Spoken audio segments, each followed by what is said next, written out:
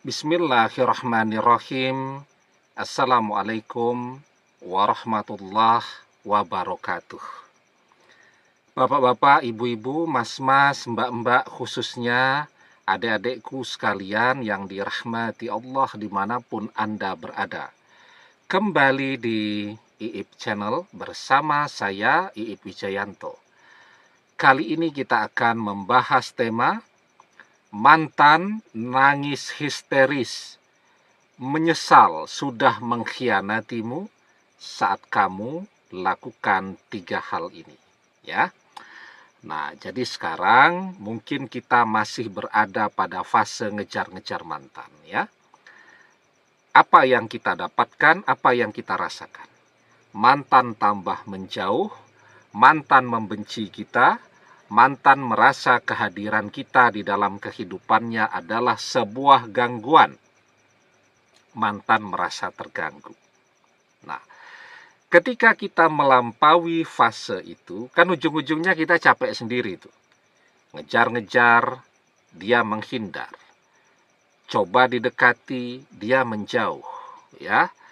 Kemudian kita coba telepon, dia blokir telepon kita. Kita coba chatting dengan media sosial, dia blokir media sosial kita. Lama-lama kita capek sendiri. Nah, sekarang kita sudah menyadari bahwa ternyata ngejar-ngejar mantan itu adalah sesuatu yang sia-sia.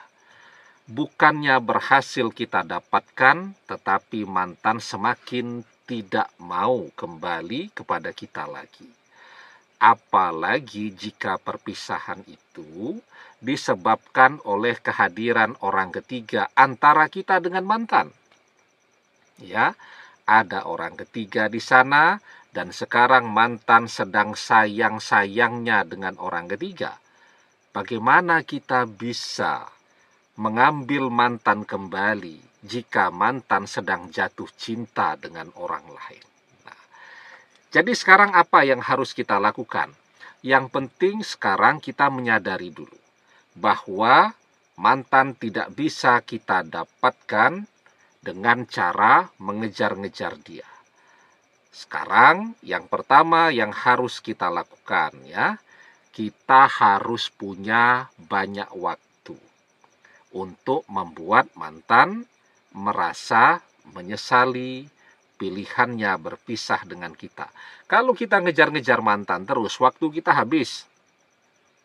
Pulang-pulang badan kita sudah capek, tidak sempat berpikir yang kreatif, tidak sempat memikirkan diri kita sendiri, semuanya jadi terbengkalai, jadi kacau balau, jadi berantakan.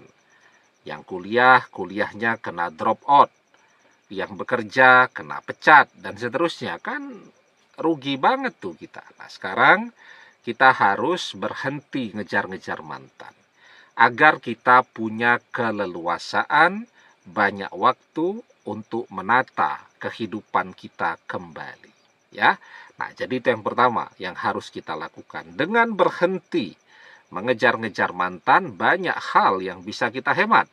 Hemat waktu itu pasti, ya. Hemat tenaga, hemat biaya, ya. Ngejar-ngejar mantan tuh butuh biaya loh, ya. Misal kita mau merayu mantan, ya. Beli coklat untuk oleh-oleh dan seterusnya. Belum bensin sepeda motornya, ya. Belum kuota internetnya dan seterusnya dan seterusnya. Jadi biayanya banyak yang harus dikeluarkan. Pengen menggali informasi tentang mantan kepada teman-teman dan sahabat-sahabatnya, kita ngajak mereka untuk ngobrol, ngopi-ngopi, neraktir kopi, ya, makan-makan dan seterusnya. Ya, orang kalau ditraktir ya senang-senang aja, ya, tetapi toh tetap tidak ada sesuatu yang bermanfaat tentang mantan yang bisa kita dapatkan. Nah, jadi yang pertama, kita harus berhenti ngejar-ngejar mantan. Yang kedua, zaman sekarang, siapa orang yang tidak menyesal berpisah dengan seseorang yang di dalam perjalanannya dia lihat ternyata jadi menarik sekali. Ya, banyak tuh orang jatuh cinta ketika SMP atau saat masih SMP dia mengabaikan karena terlihat begitu kurus, cungkring, ya, hitam, tidak menarik dan seterusnya. Beberapa tahun kemudian ketemu, misal setelah sama-sama bekerja, loh, kok sekarang jadi ganteng banget, ya. Nah, begitu juga dengan mantannya. Dia lepaskan karena ketemu dengan seseorang yang lebih menarik. Tetapi dalam perjalanannya setelah lama tidak ketemu, ketemu lagi. Oh, ternyata kok jadi ganteng banget, jadi cantik banget, dan seterusnya. Itu tidak bisa kita abaikan. Karena orang bisa jatuh cinta pada pandangan pertama. Ya, orang bisa jatuh cinta cuman karena melihat foto seseorang di Instagramnya. Jadi penampilan itu sesuatu yang amat sangat penting.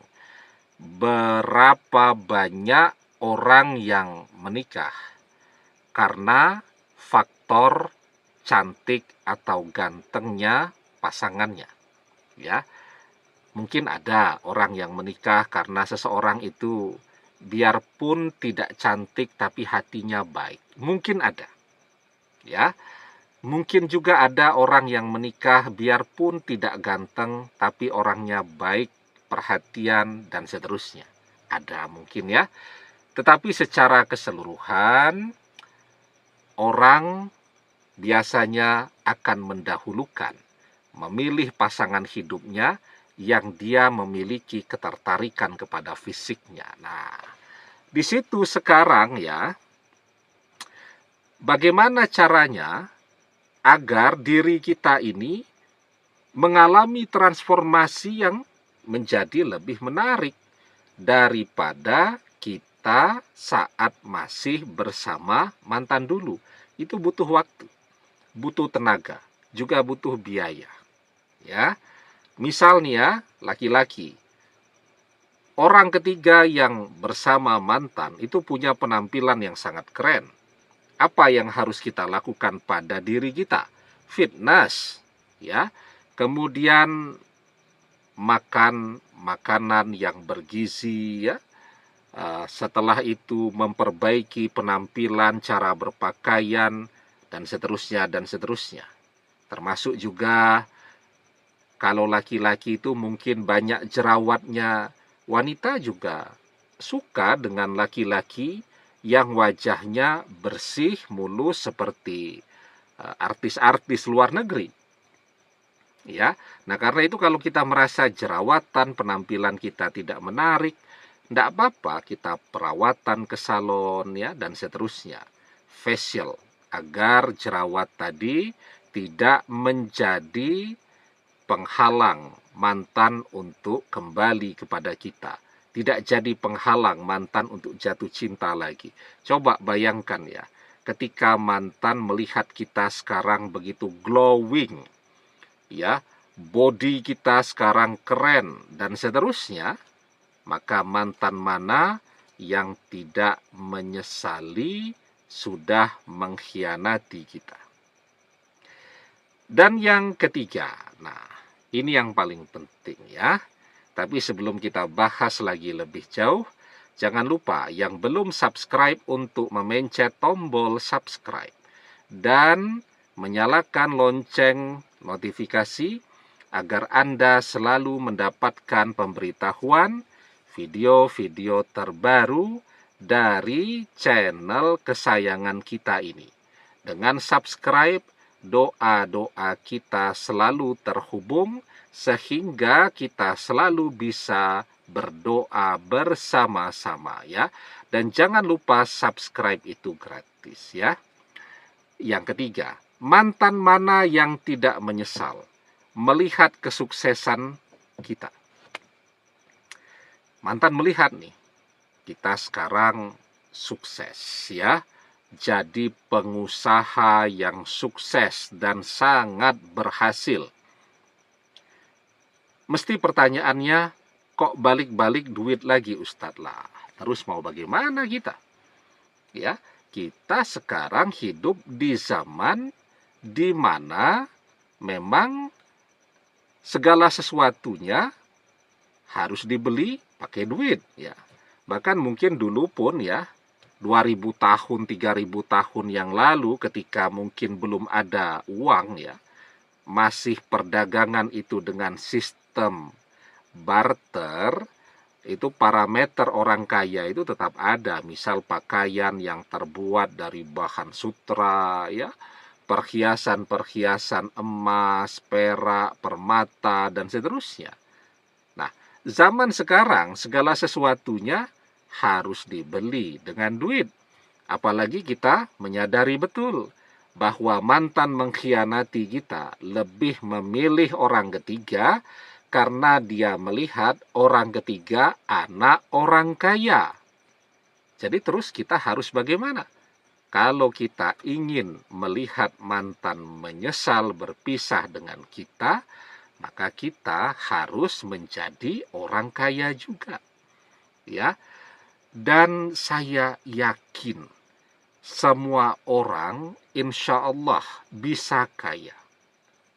Yang penting dia mau berusaha. Selalu pertanyaannya, mau usaha apa Ustadz?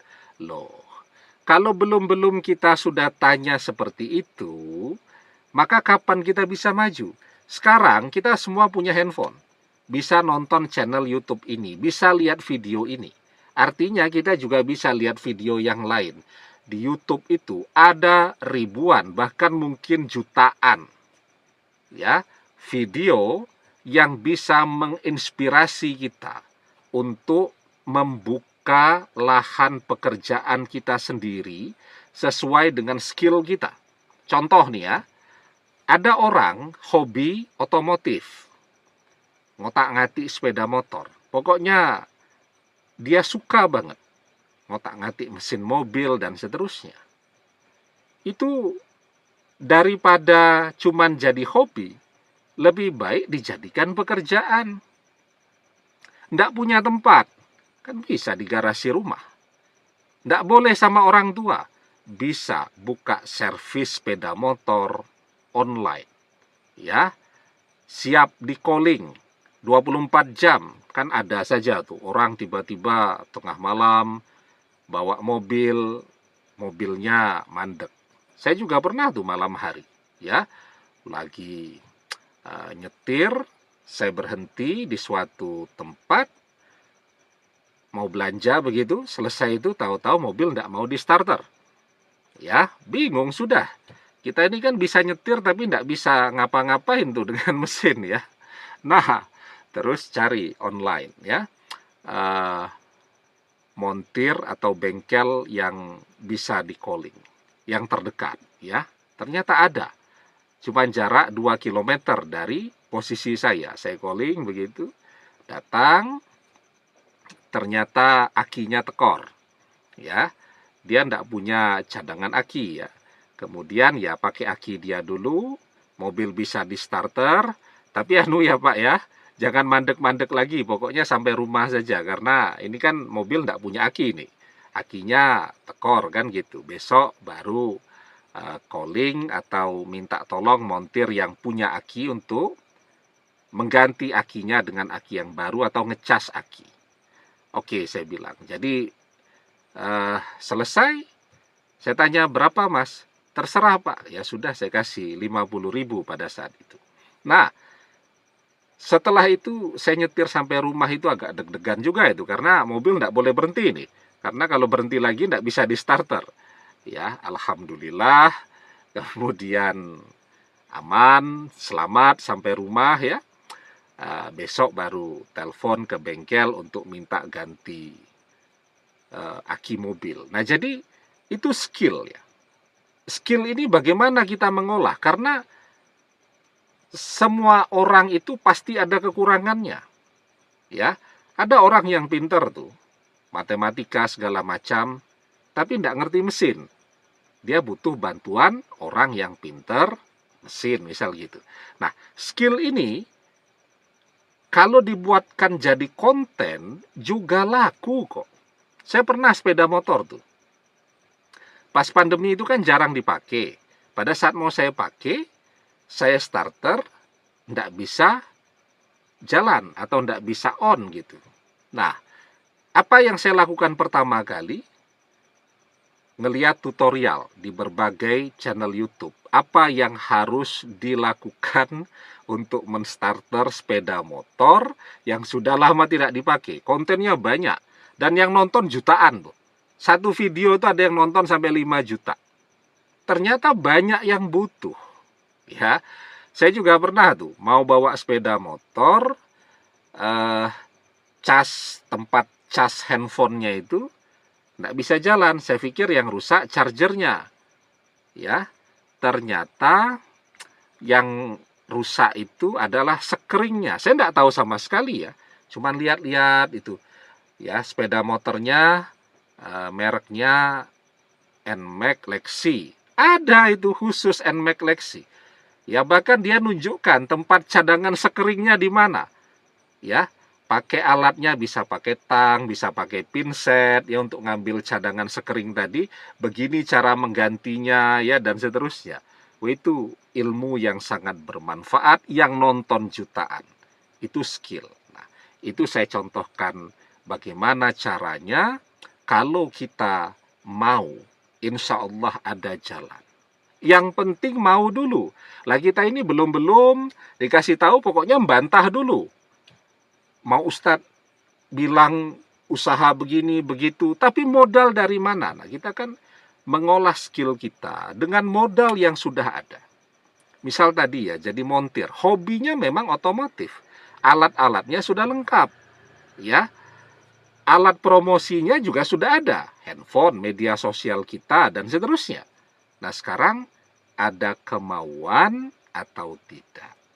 Kalau orang mau berusaha, insya Allah ya dia akan menemukan jalannya. Kalau dia mau berusaha, maka dia akan mendapatkan rezekinya. Wa alaisa lil insani illa masya'a.